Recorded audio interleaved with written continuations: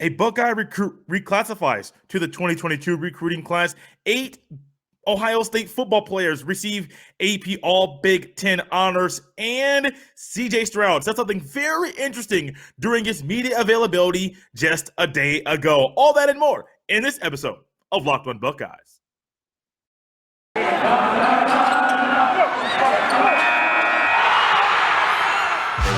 You are Locked On Buckeyes, your daily podcast on the Ohio State Buckeyes. Part of the Locked On Podcast Network, your team every day.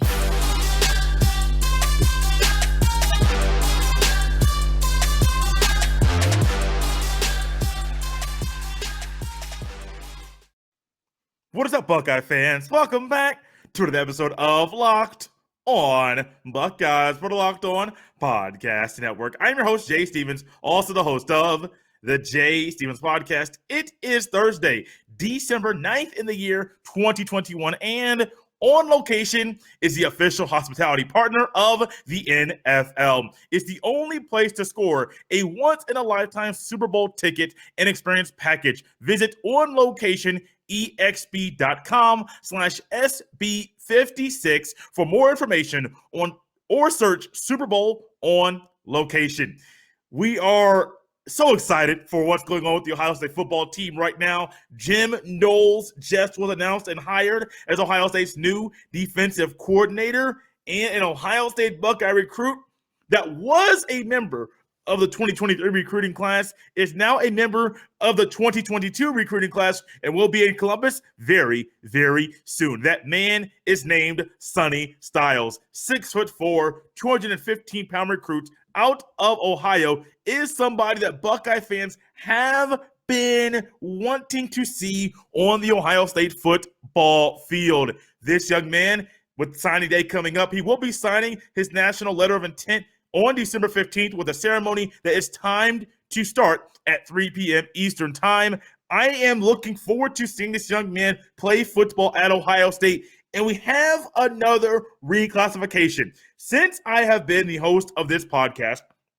starting in October, I believe my first episode was in October of 2020, there have been 3 Buckeyes that have reclassified. Meechie Johnson in basketball in December, I believe, of 2020, joined the team a few weeks later, reclassified. That was something that Chris Holman and his coaching staff members talked about due to injuries and really no depth in the backcourt. They reached out. Meechie Johnson reclassified and he joined the team. That was in December of 2020. And then the Quinn Ewers thing started in August of this year. He left the team, transferred, announced its transfer in December of this year as well. And then now Sonny Styles. The interesting thing is, between Sonny Styles' time of him announcing it and him joining the team, there'll be a few more months in between the announcement and him joining the team. Meechie Johnson's was out of more of a necessity for the Ohio State Buckeye basketball team, and he went forward and did that. But everybody knew Meechie Johnson is viewed as a high school senior, played a little bit, but I don't think anybody really expected much out of him at that time. It was more so filling a void. Many Buckeye fans and people out there were chomping at the bit, wanting and hoping Quinn Ewers played football this year. He did not. There were rumors of him being homesick, and he ended up going back, believing he's going to play football at a school in Texas. With all the rumors circling and the possibility of the NIL money coming his way during this season or the upcoming season, it's possible he will be playing football at the University of Texas. But Sonny Styles is different. His dad played at Ohio State. Brother currently plays at Notre Dame. Sonny Styles there is a role for him at Ohio State. I'm not saying he's going to immediately play. I don't think that's probably going to happen. Will it be special teams? Possibly. With his 6'4", 215-pound frame, his ability to move sideline to sideline and be possibly the hybrid linebacker safety that Ohio State is looking to move forward with their 4-2-5 defense, Sonny Styles is a player that Ohio State fans will love. Will it be something where they love him immediately? And it's, hey, on day one, he's instantly in the rotation. He's instantly, or even in the starting lineup. I'm not going that far. I am not. I'm not doing that. Doing things at the high school level and being a top recruiter is one thing.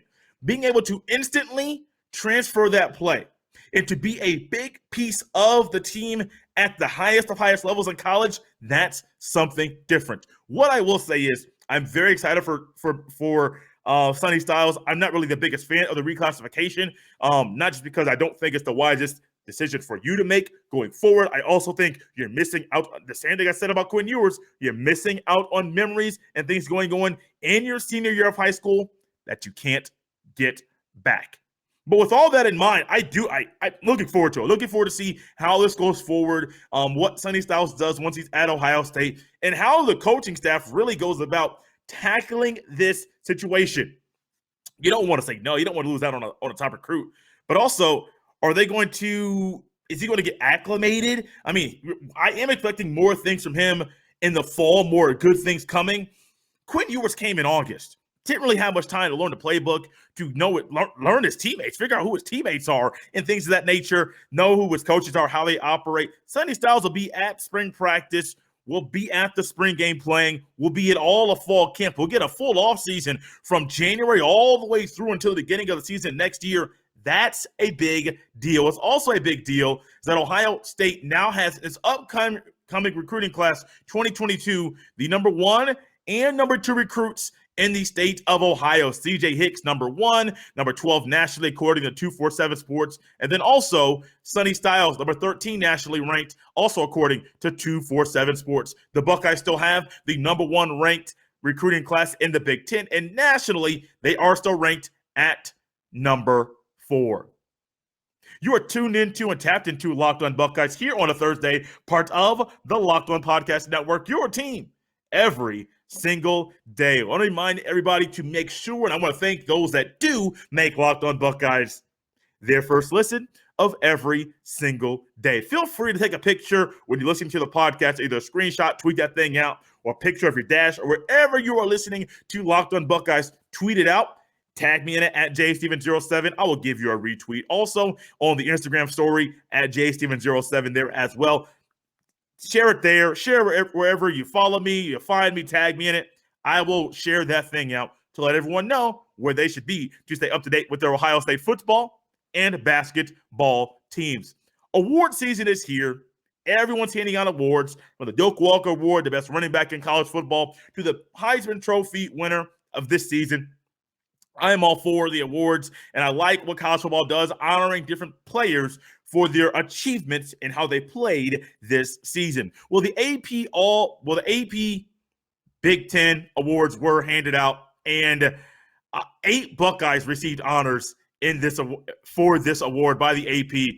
Very excited. This bunch was a lot of fun to watch this year. There's one more game that will be played, so we still have time to see how these players will prepare over a month time, 15 bowl practices to prepare for the Utah Utes. But looking back at the last 12 games, or how this team played over the 12 games in this season, 8 Buckeyes received AP All Big Ten honors. They go as follows. We'll go just right down the list. Wide receiver, Chris Olave. First team offense, Chris Olave. First team offense, Nicholas Petit-Frere there, Mumford. First team offense as well. Quarterback, CJ Stroud, probably expected first on the first team offense for this one. First team defense, Haskell Garrett, defensive tackle. He made that along with PJ Mustipher from Penn State. Mustipher was the other D tackle from Ohio State that received AP All Big Ten honors. The AP only had one Ohio State defender that made the cut for cornerback for the Big Ten. Riley Moss from Iowa, the Cam Taylor-Britt from Nebraska. Those were the 2 corners. Those of you thinking and wondering, where is Denzel Burke? Second team offense, Garrett Wilson made the cut. Also, second team offense, Travion Henderson. On the defensive side of the ball, Denzel Burke was a corner on the second team defense for the All Big Ten. I'm looking now through it. Co-offensive players of the year for the AP, CJ Stroud was on that, and that is it. This is a lot. I'll go through some other players wondering, where's Jackson Smith and Jigba? Where's some other players? Where's still Chambers? Where's some other players from Ohio State that weren't there? Those of you that love DeJuan Jones, I am not surprised that DeJuan Jones did not make the cut. I've been a big fan of DeJuan Jones going back to high school, but I am not surprised DeJuan Jones did not receive the honor of being making the AP All Big Ten team. Some other notables: wide receiver David Bell. Now, there are only 2 wide receivers that made the All Big Ten team that they are voted upon. Seems very, very odd to me. In a period of football where there are going to be 3 wide receivers primarily on the field for most teams out there, they have still gone back to the 2 wide receivers, 2 running back. Look, I have no knock with 2 running backs, but I do think at some point you may want to knock off 1 running back and then put up 1 wide receiver, because most teams run 3 wide receiver sets in college football right now. And so David Bell was a wide receiver that made it for the first team. The other first team wide receiver, the other second team wide receiver is Jahan Dotson. So it's very tough. I mean, you could have easily said Jackson Smith and Jigba over Chris Olave. For this would have been a justifiable thing based off how the season went and how the 2 players played the football this season. I do think Smith and Jigba will be on the AP All Big Ten team next year. There's only 2 teams, not 3, so that is part of the reason why he was not there this season. But it's just motivation. Use it as motivation to go ahead and move forward. The Buckeye football team, these players, can use this, and I think they should use this as motivation, not just going forward for this year, but also for next year as well. A player like DeJuan Jones, a player like Still Chambers, not surprised Tyreek Smith and Zach Harrison were not awarded. We're not on this at all. Ronnie Hickman may be one player. That may be the only player here. I'm going to run through this very quickly. Make sure I didn't overlook something in my notes. Does not look like it. Does not at all. Ronnie Hickman is the only player that I would say should be here based off how he plays. Now, he is more of a hybrid. He does play a lot of strong safety, though. It was really weird when they put him in the box and they ran a 4-3 with him at the outside linebacker. I'm like, he's like 205 pounds. He's not an outside linebacker. Maybe put him in the box, but the alignment of things that they were doing sometimes didn't make sense. But players can use this as motivation. The great way to view things and to get added fuel going into any season is to look at how things went previously, is to look at how your peers and those that are voting on awards viewed you and said, hey, I got 1 more year, I got 2 more years. I'm going to make sure that I can do everything in my own power to not be left off of that award list once again. Chris Olave, it's a great going out party. Garrett Wilson, we all believe, I personally believe he's going to the NFL next year. That's not set in stone just yet. I do think him going to the NFL. If I had to say which guy on the offense is going, Garrett Wilson's the first one underclassmen I can say again. It's going to say, yep, he's gone. He is gone. These guys earned this. The numbers say one thing. But as you look at the totality of the season, it has been very, very amazing to see the growth of the players, from CJ Stroud to Travion Henderson, Noah Ruggles, Chris Olave, Garrett Wilson, Thayer Mumford, playing a different position that I think he will play in the NFL.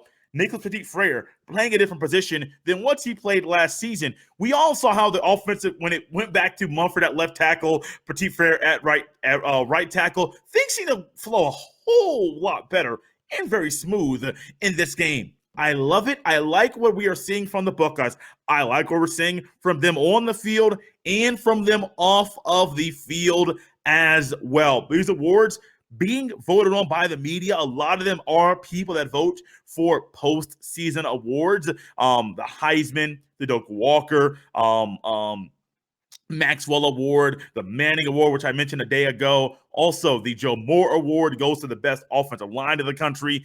The I think it was the Outland Trophy, I believe, possibly goes to the best offensive lineman. There's so many awards in college football. I have them on my head at times. Playing the NCAA Football 14, they're on there all the time. But when it comes down to talking in front of this here microphone, sometimes your boy forgets exactly what the awards are for, which ones they go for. I'm excited for these players, excited for this award, excited for them to be honored in this way. But you know what I'm going to be looking forward to more very, very soon is seeing these same players along with the rest of their team back on the field, getting them back on the field for one more time, getting them to get that bad taste out of their mouth after losing to the team up north. You can never get over that bad taste, that sour taste, that aftertaste that's in your mouth after losing to the team up north. But what you can do, you can end the season with a bang and say, hey, the last game of that season was not a loss. Yes, it does not erase the loss that happened in Ann Arbor a couple weeks ago. Can't forget it. One thing you can do, you can build off of it. You can use this as motivation, just like making or missing this here list.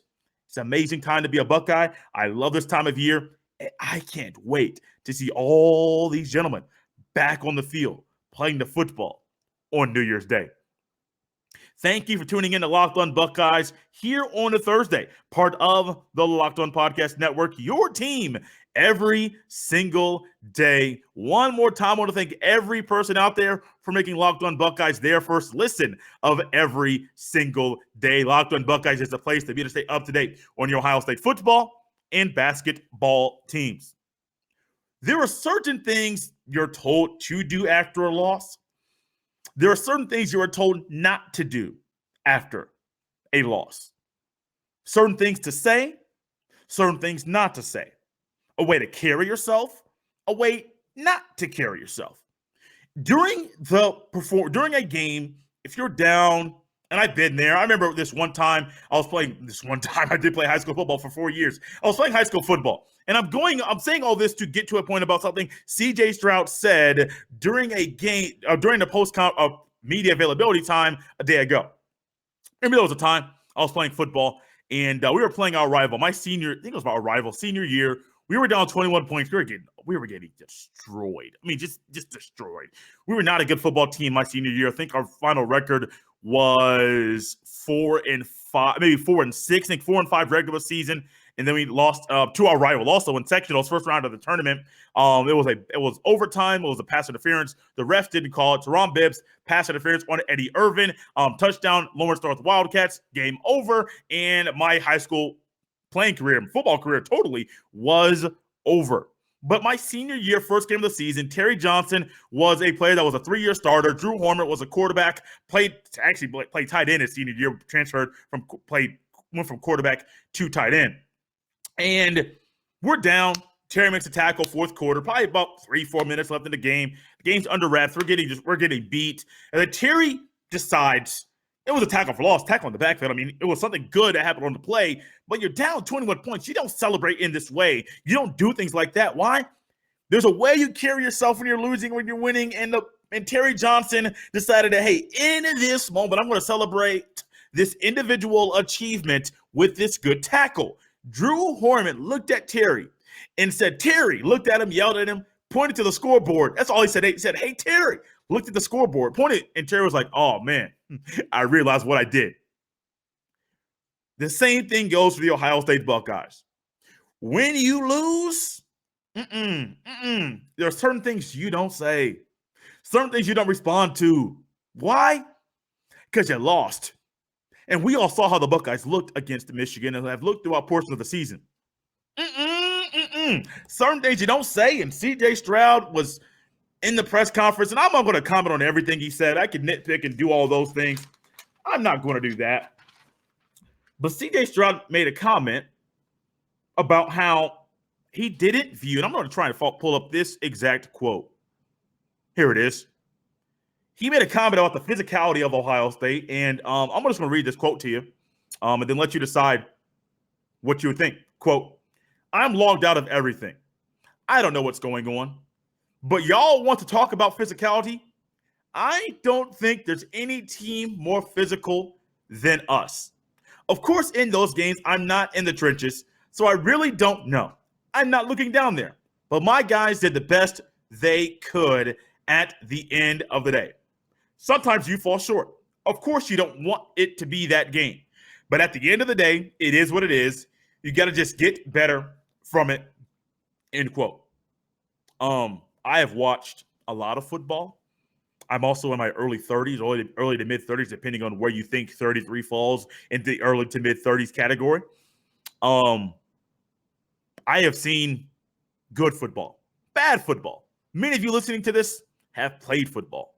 Your moms have watched you play football. Some of you might be older gentlemen that have watched football for a very long time. I don't think it takes a rocket scientist to view and to watch the football team play and to see that there is a level of physicality that they just lack. It's not just something that was exposed in the Michigan game. Throughout the season, we have seen this. They just lack a level of physicality. And so for someone to say, I'm logged out of everything? I'm logged out of everything. I don't know what's going on. But y'all want to talk about physicality. Not only was it possibly a question that came into media availability, I'm reading an article when going over this stuff. It's also something that he probably saw on the social media, because for you to first say, I'm logged out of everything, and then for him to come out and say something about physicality, knowing that a Michigan coach, now this is also something that Josh Gaddis, Michigan coach, ended up coming out and saying, talking about the physicality level of Ohio State. So I'm sure those are rumblings in the locker room. But for you to say I'm logged out of everything, I'm not. I have seen things.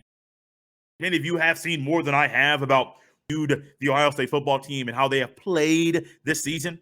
That ain't it, buddy. That ain't it. Even if the question is about that,